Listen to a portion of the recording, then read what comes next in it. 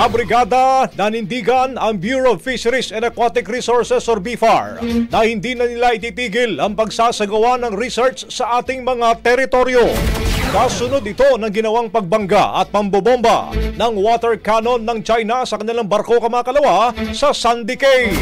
Sa panayam ng Brigada News FM Manila kay BFAR spokesperson Nazario Briguera, sinabi nitong hindi ito magiging dahilan para itigil nila ang kanilang misyon para magsaliksik. Dahil ng mga ginagawang agresibo, illegal na aksyon ng China sa West Philippine Sea, ang barko po ng Bureau of Fisheries and Aquatic Resources ay patuloy na gagawin ang mandato nito, patuloy na maglalayag sa West Philippine Sea, patuloy na magsasagawa ng mga pagsasaliksik, magbibigay suporta sa ating mga mangisda dahil ang katutugan pong ito ay sakop ng Pilipinas at may sovereign rights po tayo. Kung maalala mga kabrigada, sa kabila ng ginawang harassment ng China, naging matagumpay pa rin ang sampling ng BFAR. Wala ring nasugatan sa nasabing insidente, pero may pinsalang natamo ang kanilang barko.